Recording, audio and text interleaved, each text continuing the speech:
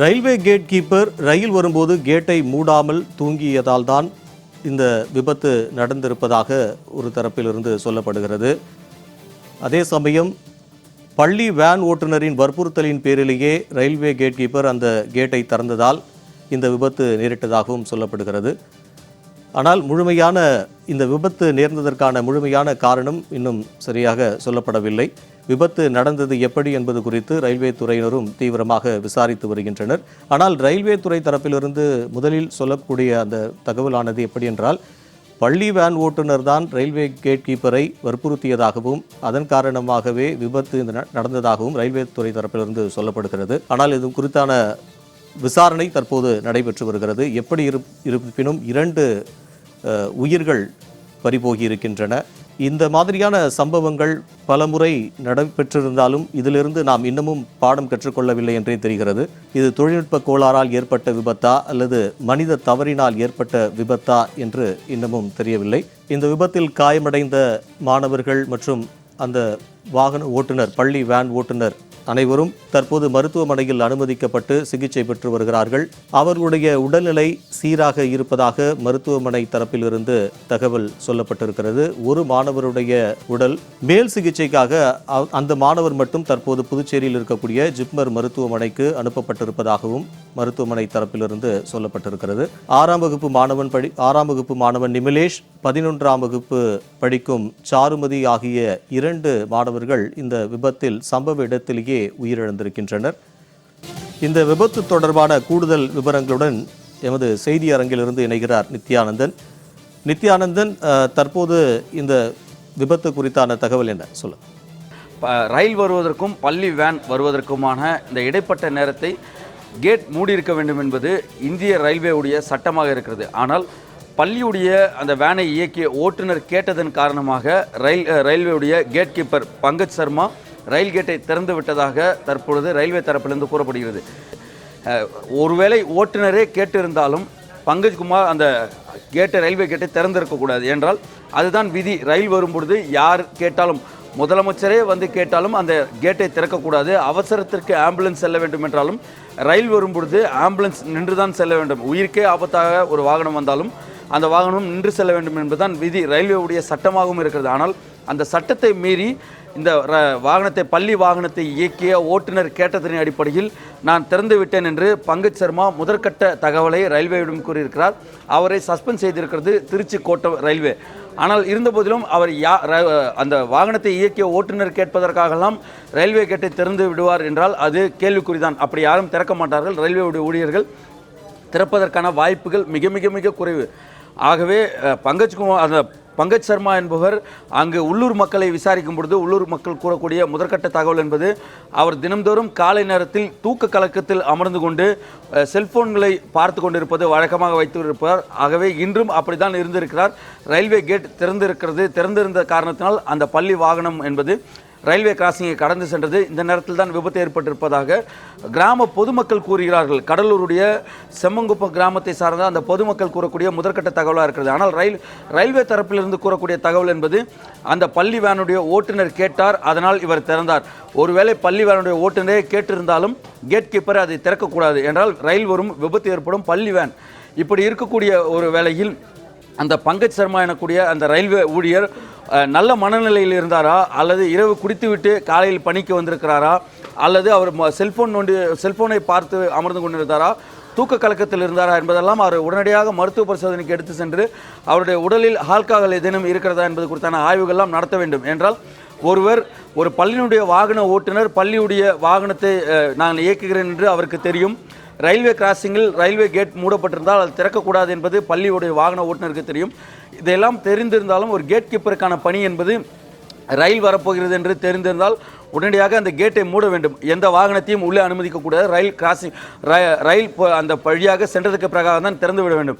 அது முதலமைச்சராக இருக்கட்டும், அமைச்சராக இருக்கட்டும், அவசர தேவைக்காக செல்லக்கூடிய ஆம்புலன்ஸ் வாகனமாக இருக்கட்டும், தீயணைப்பு வாகனம், எந்த ஒரு வாகனமாக இருந்தாலும் ரயில் வரும்பொழுது அந்த ரயில்வே கேட்டை திறக்கக்கூடாது என்பது ரயில்வே சட்டம் இருக்கிறது.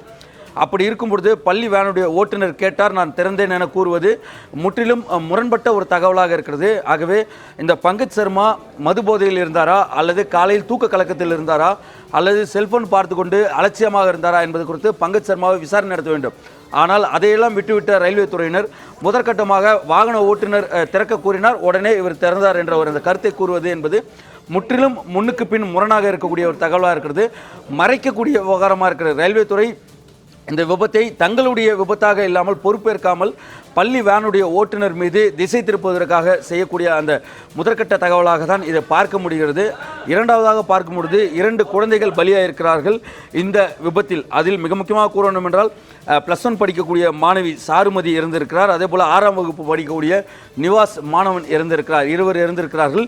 மேலும் இந்த வாகனத்தில் பள்ளி வாகனத்தில் பயணம் செய்த மாணவர்கள் 2 பேர் கடலூர் அரசு மருத்துவமனையில் சிகிச்சை பெற்று வந்திருக்கிறார்கள். ஆனால் கடலூர் அரசு மருத்துவமனையில் சிகிச்சை வழங்க முடியாத ஒரு சூழல் இருப்பதன் காரணமாகவும் மேல் சிகிச்சை வழங்கக்கூடிய ஒரு நிலை இருப்பதன் காரணமாக புதுச்சேரியில் இருக்கக்கூடிய ஜிப்மர் மருத்துவமனைக்கு 2 மாணவர்களை இடமாற்றம் செய்கிறார்கள். அவசரமாக ஆம்புலன்ஸ் வாகனம் மூலமாக புதுவையில் இருக்கக்கூடிய ஜிப்மர் மருத்துவமனைக்கு மாற்றி சிகிச்சை அளிப்பதற்காக தற்பொழுது கொண்டு செல்லக்கூடிய பணி நடைபெற்றுக் கொண்டிருக்கிறது. மறுபுறத்தில் அந்த பள்ளி வாகனத்தை இயக்கிய ஓட்டுநர் மருத்துவமனையில் சிகிச்சை பெற்று வருகிறார். அவரிடம் காவல்துறையுடைய முதற்கட்ட விசாரணை துவங்கி இருக்கிறார்கள். சம்பவ இடத்தில் கடலூருடைய மாவட்ட எஸ்பி ஜெயக்குமார் அங்கு சென்று நேரில் ஆய்வு செய்து வருகிறார். ரயில்வே திருச்சி கோட்ட மேலாளர் இன்னும் சற்று நேரத்திற்குள்ளாக அந்த பகுதிக்கு இன்னும் ஒரு மணி நேரம் அல்லது 2 மணி நேரத்திற்குள்ளாக அந்த பகுதிக்கு வந்து ஆய்வு செய்ய இருக்கிறார். அருகாமையில் இருக்கக்கூடிய ரயில் நிலையங்களுடைய ஸ்டேஷன் மாஸ்டர்கள்லாம் சம்பவ இடத்திற்கு வந்து எதன் காரணமாக விபத்து நடைபெற்றிருக்கிறது என்பது குறித்தான விவரங்களை எல்லாம் கேட்டறிந்து கொண்டிருக்கிறார். உயரிய சிகிச்சை அளிக்கப்படும் என அமைச்சர் CV கணேசன் அந்த பகுதிக்கு சென்று கூறியிருக்கிறார். இப்படி அமைச்சர் விபத்து நடந்து பெற்ற இடத்திற்கு சென்று உயரிய சிகிச்சை வழங்கப்படும் என கூறுவதற்கு பதிலாக ஒவ்வொரு முறையும் இது போன்ற ஆளில்லா ரயில்வே கிராசிங்கில் இருக்கிறது, தங்களுடைய தொகுதியில் இருக்கிறது, நான் அமைச்சராக இருக்கக்கூடிய இடங்களில் இருக்கிறது என்று மத்திய அரசிற்கு கடிதம் எழுதி இந்த ஆள் இருக்கக்கூடிய ரயில்வே கிராசிங்காக இருக்கட்டும் அல்லது ஆளில்லா ரயில்வே கிராசிங்காக இருக்கட்டும் அங்கெல்லாம் கீழ்ப்பாலமோ அல்லது மேல் பாலமோ அமைத்து தர வேண்டும் என்று ரயில்வேயிடம் கேட்டு மாநில அரசு அல்லது மத்திய ரயில்வே துறையுடைய பங்களிப்போடோ அல்லது ரயில்வே துறையோட பங்களிப்போடோ நேரடியாக அங்கு ஒரு பாலங்கள் கட்டுவதற்கான ஏற்பாடுகளை செய்திருக்க வேண்டும். ஆகவே இதையெல்லாம் செய்ய தவறிவிட்ட அமைச்சர் நேரடியாக உயர் சிகிச்சைகள் வழங்கப்படும், விபத்து நடந்தவர்களுடைய குடும்பத்திற்கு இழப்பீடு தருகிறோம், இதையெல்லாம் உடனடியாக ஒரு சம்பவம் நடைபெற்றால் உடனடியாக இழப்பீடு தருகிறோம் என்று பணத்தை கொடுத்து அதை சமாளிக்கக்கூடிய பணியில்தான் தொடர்ச்சியாக ஆட்சியாளர்கள் நடைபெற்று அவருடைய செயல்பாடுகள் இருந்து வருகிறது. ஆனால் இதற்கெல்லாம் முன்கூட்டியே செய்ய வேண்டிய பணி என்பதை முன்னராகவே அதை ஆய்வு செய்யக்கூடிய இடத்தில் அரசியல்வாதிகளும் ஆட்சியாளர்களும் இல்லாத ஒரு அவலத்தில் தான் இது போன்ற விபத்துகள் நடைபெறக்கூடிய மிக முக்கியமான காரணங்களாக இருக்கிறது. என்றால் ஒரு ரயில்வே பாலம் இருக்கிறது என்றால் அந்த பாலத்திற்கு மேலாக ஏறி அந்த வாகனங்கள் சென்றுவிடும். ஆனால் ஒரு ரயில்வே கேட் இருக்கிறது என்றால் எத்தனை வாகனங்கள் ஒரு நாள் ஒன்றுக்கு செல்கிறது, அந்த ரயில்வே கேட்டு எவ்வளவு முக்கியத்துவம் வாய்ந்த ரயில்வே கேட்டாக இருக்கிறது, எத்தனை பள்ளிக்கூடங்கள் இருக்கிறது, எத்தனை மருத்துவமனைகள் இருக்கிறது, இதெல்லாம் ஆய்வு செய்து மத்திய ரயில்வே துறைக்கு ஒரு அமைச்சராக இருக்கிறார் அவர், மத்திய ரயில்வே துறைக்கு கடிதம் எழுதி அந்த இடத்தில் ஒரு பாலம் கேட்டு வாங்கி அதை கட்டியிருக்க வேண்டும். அதையெல்லாம் செய்ய தவறிவிட்டு உடனடியாக சென்று உயர் சிகிச்சை அளிக்கிறோம் என்றால் உயர் சிகிச்சை புதுவை ஜிப்மர் மருத்துவமனைக்கு சென்றாலே உயர் சிகிச்சை அளிப்பது வழக்கம். அதில் மாநிலத்தை ஆளக்கூடிய திமுக அரசு எதுவும் செய்ய வேண்டிய அவசியமே இல்லை, தானாக நடைபெறும். ஆனால் உடனடியாக ஒரு நிதி உதவி அளிக்கிறோம் என்று இறந்தவர்கள் குடும்பத்திற்கு அறிவிக்கிறார்கள்.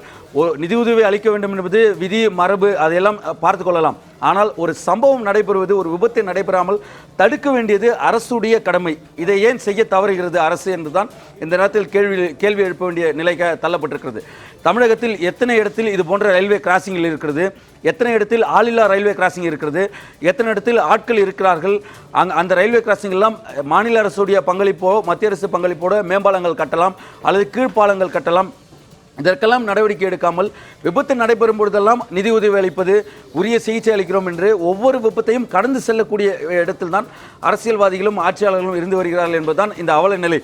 மிக முக்கியமாக பார்க்க வேண்டியிருக்கிறது, ஒரு குழந்தை 11ஆம் வகுப்பு மாணவி ஒரு குழந்தையை பெற்று வளர்த்து 11ஆம் வகுப்பு வரை படிக்க வைக்கக்கூடிய அந்த பெற்றோர்களுடைய மனநிலை என்பது மிகப்பெரிய அளவில் இருக்கும். ஒரு உயிர் விபத்து என்றால் அந்த குடும்பமே கொலாப்ஸ் ஆகும். அந்த குடும்பமே இதுவரை எத்தனை ஆண்டுகள் அப்பா அம்மா உயிரோடு இருக்கிறார்களோ அதுவரை தங்களுடைய குழந்தையை இறந்துவிட்டது என்ற வருத்தத்தோடவே வாழக்கூடிய ஒரு நிலைக்கு தள்ளப்படுவார்கள். ஆகவே இதெல்லாம் நடைபெறாமல் தடுக்க வேண்டிய அரசு என்ன செய்கிறது என்ற ஒரு கேள்வி இருக்கிறது. மறுபுறத்தில் CCTV கேமராக்கள் அந்தந்த ரயில்வே கிராசிங் கேட்டுகளில் பொருத்தப்பட்டிருக்கும். அந்த CCTV என்ன கூறுகிறது? சிசிடிவி இருந்ததா அல்லது சிசிடிவி இல்லையா, சிசிடிவி இருந்திருந்தால் அந்த பங்கஜ் சர்மா என்ன செய்து கொண்டிருந்தார் என்பது குறித்து அந்த ரயில்வே துறை ஆய்வு செய்ய வேண்டும். ஆனால் ரயில்வே துறை அதை ஆய்வு செய்யாமல் முதற்கட்ட தகவலே ஓட்டுநர், பள்ளி வேன் ஓட்டுநர் திறக்க கூறினார், உடனடியாக இவர் திறந்தார். ஏதோ 4 கிலோ கத்திரிக்காய் வேண்டும் என்று கேட்டார், நான் எடை போட்டு கொடுத்தேன் என்பது போல ரயில்வே துறை தனக்கு இதில் தொடர்பில்லை என்பதை மழுப்பலாக பள்ளி வேன் ஓட்டுநர் மீது பழியை போட்டுவிட்டு ரயில்வே துறை தப்பிக்க பார்க்கிறது. ஆனால் அவ்வாறு கிடையாது. ரயில்வே துறை முழு பொறுப்பேற்க வேண்டிய ஒரு நிலைக்கு தள்ளப்பட்டிருக்கிறது. என்றால் யார் கேட்டாலும் ரயில்வே கிராசிங் கேட்டை திறக்கக்கூடாது என்பது ரயில்வே சட்ட விதியாக இருக்கிறது. அப்படி இருக்கும் பொழுது ஒரு ரயில்வே துறை ஊழியர் ஒரு பள்ளி வேன் ஓட்டுநர் கேட்டார் என்பதற்காக அவர் திறந்தார் என்பதை எப்படி நியாயப்படுத்துகிறது ரயில்வே துறை என்ற ஒரு கேள்வியும் இந்த நேரத்தில் எழதான் செய்கிறது. எப்படி மாநில அரசு ஒவ்வொரு ரயில்வே கேட்டிலும் ரயில்வே கிராசிங்களிலும் ரயில்வே துறையிடம் பேசி மேம்பாலங்கள் கீழ்ப்பாலங்கள் கேட்டு கட்டி மக்களுக்காக சேவையை செய்ய தவறுகிறதோ, அதுபோல ரயில்வே துறையும் இதில் தவறு செய்திருக்கிறது என்பதுதான் இதிலிருந்து பார்க்க வேண்டியிருக்கிறது.